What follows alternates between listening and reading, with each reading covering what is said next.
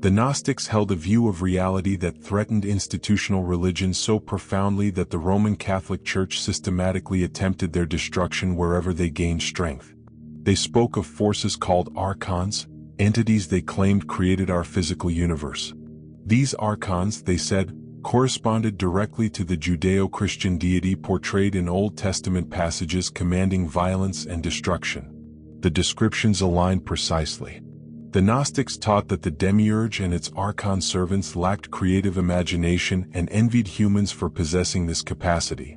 Our experienced reality, they claimed, has been hijacked by forces that ancient peoples across diverse cultures identified through different names yet described with striking consistency. The entire control system operates by programming perception, distorting it, inverting it. This explains why we inhabit what appears to be a madhouse, an inversion of natural order. The Matrix keeps broadcasting one message: you have no power. Look to authority. They have the power. Awakened consciousness recognizes the opposite truth. Since civilization's dawn, humanity has gazed upward searching for God's face. Temples rose. Altars were built. Empires expanded. All hoping that somewhere beyond the stars, a supreme being watched over us. For millennia, the teaching has been that God is a ruler, a monarch seated upon a throne of light, commanding obedience, demanding worship, rewarding loyalty with paradise. A cosmic king, a judge, a father. This image has shaped every civilization, every war fought in his name, every prayer whispered into darkness. But what if the God we've been taught to worship is only a shadow, a reflection of divine power distorted through fear and control? What if the true creator is something far more intimate, infinite, hidden within every living being? Beyond that shadow, beyond the heavens and hierarchies we constructed in our minds, there exists a presence that cannot be named or contained. It does not command. It simply is, the silent pulse behind existence itself. The monad.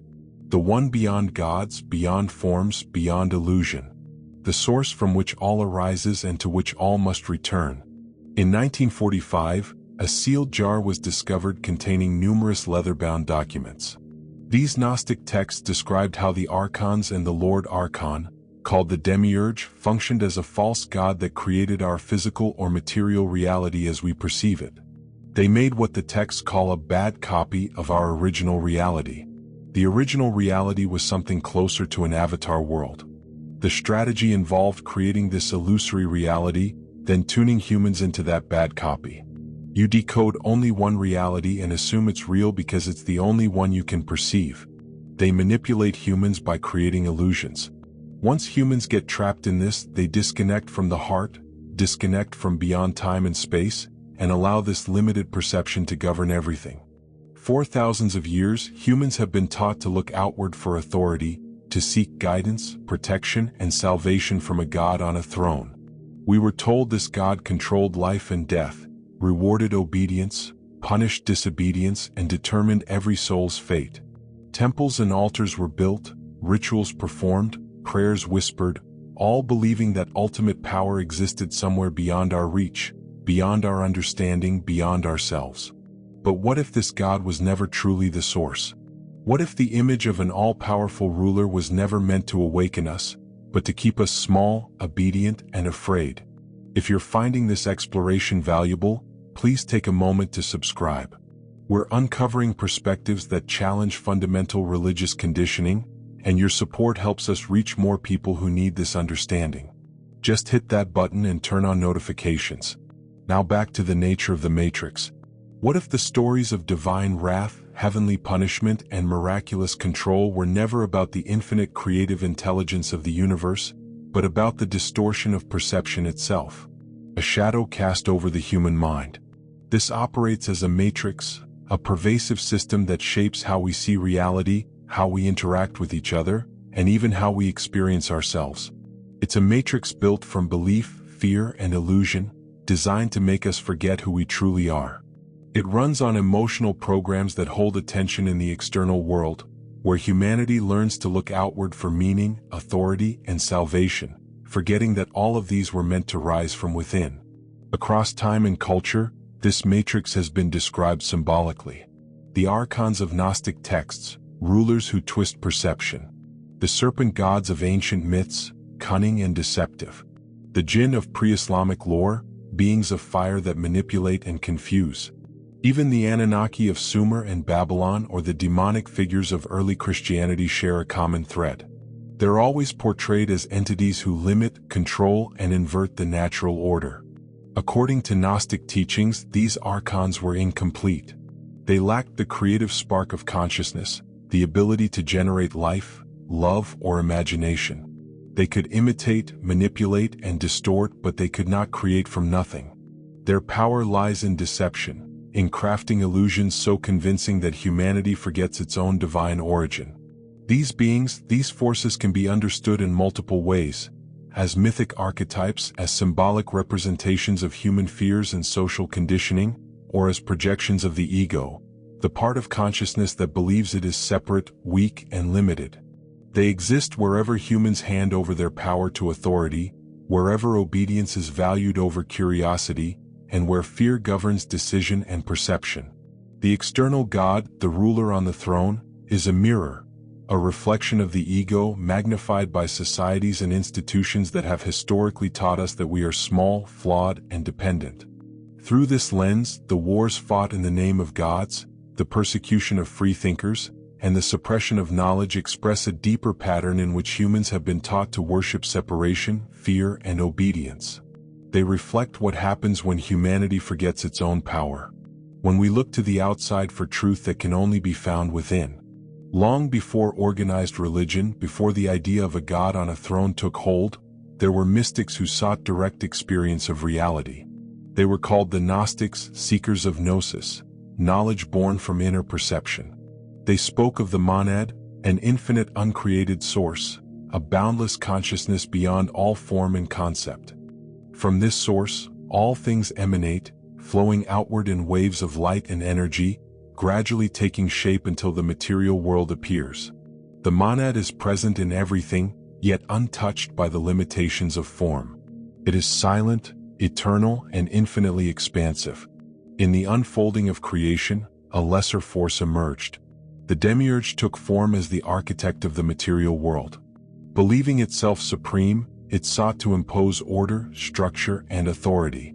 Its vision was limited, its perception incomplete, and it shaped a reality bound by rules, separation, and hierarchy. Around the demiurge moved the archons, forces that cloud perception, energies that sustain ignorance and fear. They influenced the mind, shaping thought, desire, and the illusions that obscure awareness of the monad. Every attachment, every obsession, every unquestioned belief strengthens their hold, dimming the light within. For the Gnostics, these stories reflected human experience. Each person carries a fragment of the demiurge within, a part of consciousness that clings to limitation and separation. The archons appear as the conditioning of society, the patterns of thought and emotion that distract from inner knowing. Awakening begins with remembrance, the moment the soul turns inward and recognizes its own light. The spark of the monad, long hidden beneath layers of illusion, resides in the heart of every being. Through inner vision, conscious breath, energy work, and the deep release of what the body has held for lifetimes, those layers begin to dissolve. What once felt distant becomes unmistakably near. The infinite source becomes recognizable, a living presence, silent and radiant, guiding consciousness back to unity. Jesus walked through towns and villages carrying a flame that no institution could contain. His teachings awakened the soul. He revealed a kingdom built of consciousness, accessible in the here and now. The kingdom of God is within you, he said, directing every seeker to the source of power and truth inside themselves. His words, "You are the light of the world," remind us of the divine fire already alive in every heart. He walked with those rejected by society. Lepers, tax collectors, women shunned by rigid laws. In each of them, he saw the reflection of true human potential, a spark of divine intelligence waiting to awaken. When he spoke to the Samaritan woman at the well, he described water that wells up to eternal life, a living stream of consciousness flowing within. Direct communion with the divine. His words were coded in parables and teachings designed to bypass the rational mind. He understood that true awakening cannot be forced. It must be remembered. Each story, each metaphor, each encounter carried instructions for reclaiming inner sovereignty. "Greater works than these will you do," he told his disciples, promising that the capacity for miracles, transformation, and creation is inherent in every human being when consciousness awakens to its own truth. He challenged the divisions that kept humanity fragmented. The religious authorities built hierarchies to control, teaching separation between flesh and spirit, sinner and saint, human and divine. Jesus showed that unity, wholeness, and direct access to the divine are the birthright of every person. He embodied the principle that freedom, awareness, and love are inseparable from being itself.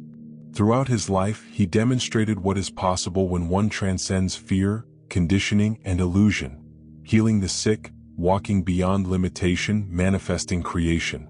These were natural expressions of awakened consciousness, glimpses of the state every human can access. His teachings were a guide to awaken the same light he carried. He revealed that silence, observation, and inner attention are the gateways to this awakening.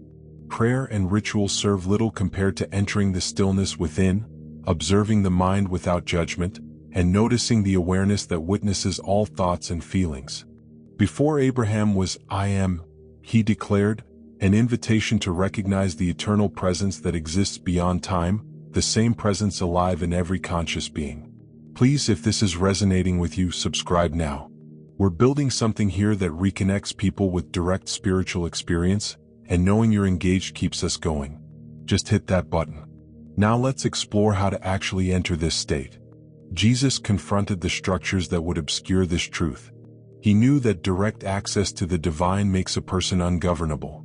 The power he carried threatened hierarchies built on fear, guilt, and dependence. The wisdom of the Gnostics preserved his teachings in hidden texts, the Gospel of Thomas, Mary, and Philip, encoding practical pathways for inner liberation for those ready to awaken. These teachings were considered too dangerous to be widely known. They revealed that every human being has direct access to the divine, that no priest, church, or institution stands between you and the source. They showed that the kingdom of heaven is a living state of consciousness accessible here and now. What Rome feared was the realization that this same power exists within every person. To contain it, they built structures around his message, doctrines, rituals, and institutions that shifted the focus outward and framed devotion as obedience. The spark of awakening became obscured, buried beneath authority. It survived in secrecy, carried underground through centuries, often forbidden, yet preserved for those who could receive it. As a result, most people today feel powerless, separated, and small. Systematic conditioning erased awareness of who they are, and this forgetting was enforced and weaponized by structures of control. They turned Jesus, who showed the unity of human and divine, into a distant authority. They framed the path to God as something only reachable through intermediaries. Salvation was treated as a transaction. People were taught they are born broken, sinful, and unworthy of direct access to the divine, and that they must earn what is already theirs. The external authorities hid your power, your direct access, your birthright. Through conditioning, manipulation, and distraction, they led people to surrender it willingly. Every time you say, "I'm just human," you deny your own divinity. Every time you think, "I could never do that," you limit your potential. Every time you seek God outside yourself, you strengthen the illusion of separation. But the moment you realize you can enter the monad directly, the moment you see you don't need their intermediaries, their entire structure collapses. The monad is the ground of all being, the silent source that pulses beneath the surface of everything. Jesus' words, his parables, and his presence were invitations to recognize this reality within yourself. The kingdom of God is within you, points to the living consciousness that exists before fragmentation, before separation, before the illusions of control and fear took hold. Entering the monad unfolds in steps. First comes silence, the still point where awareness separates from noise, where the mind softens, thought loosens, and attention turns inward. You need no rituals, intermediaries, or permission. Sit, breathe. Let the constant noise of the world fade. In the stillness, observe the fragmented parts of yourself without judgment, the anxious, the skeptical, the restless. See them clearly. Then ask, Who is observing all this? Who is aware of every fragment? That awareness is the true you, whole, unbroken, indivisible. This witnessing marks the beginning of unity. Through sustained presence, your consciousness begins to collapse its separations like pieces of a puzzle rejoining at the center. The mind, once scattered by conditioning, begins to cohere. Second, unification of inner fragments, gathering all that was divided, integrating the self across time, memory, and even past lives. This step involves learning to love yourself fully, to forgive yourself and others, to release judgment and embrace every part of your being with compassion. Healing, acceptance, and remembrance arise together.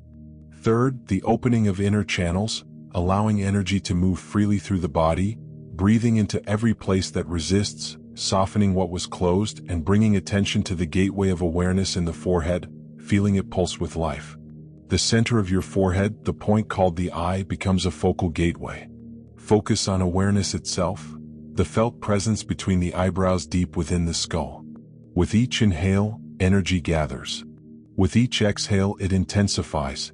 This is the opening of perception beyond the ordinary senses, the awakening of a direct link to the source.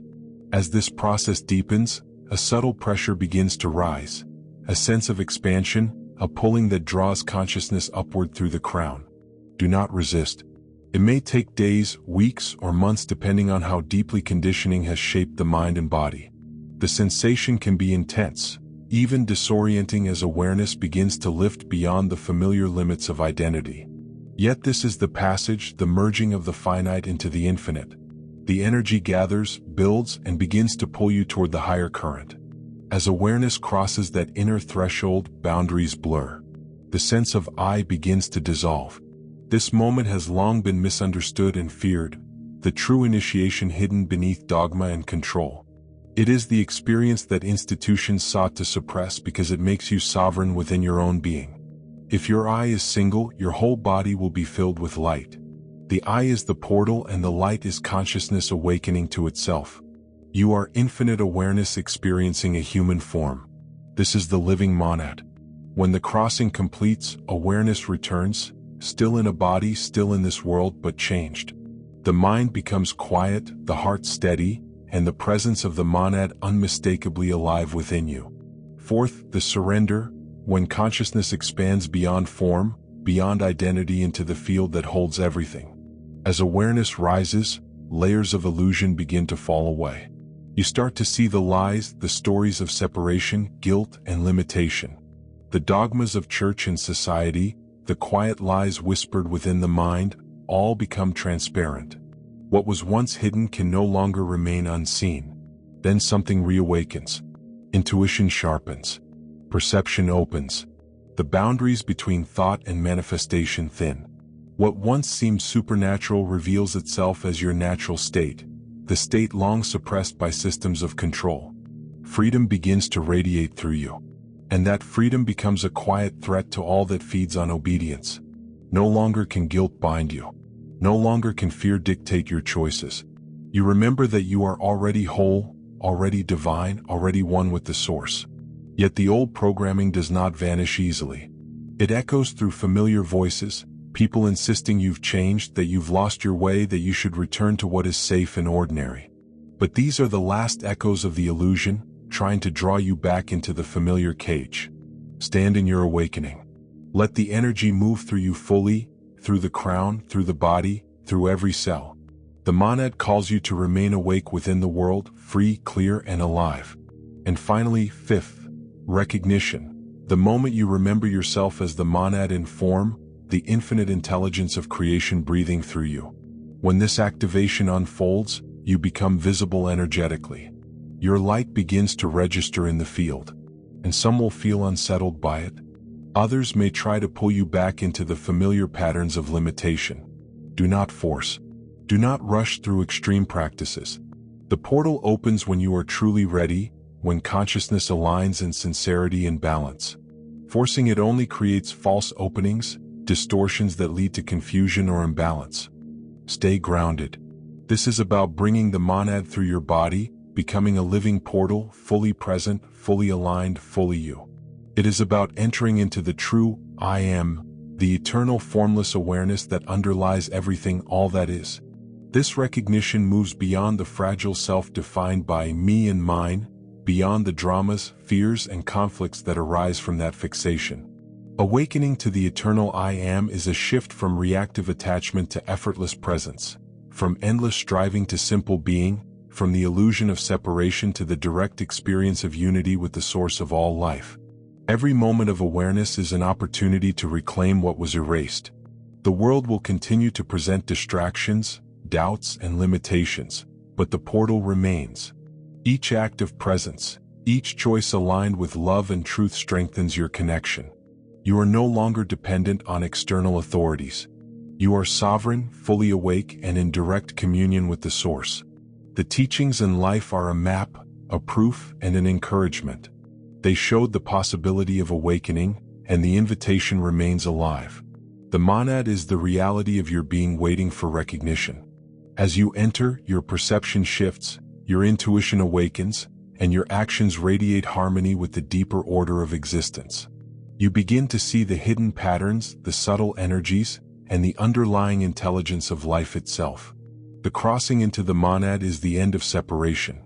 It is the reconciliation of all that is within you and the dissolution of illusion. It is a return, a remembering, and a living awakening. As you move through it, you realize that the divine is you. It is life. It is the pulse behind every moment. This is the true teaching that came to reveal. The kingdom is immediate. It is yours. Direct, unmediated, infinite. The throne of God was never in the heavens above. It has always been in the human heart.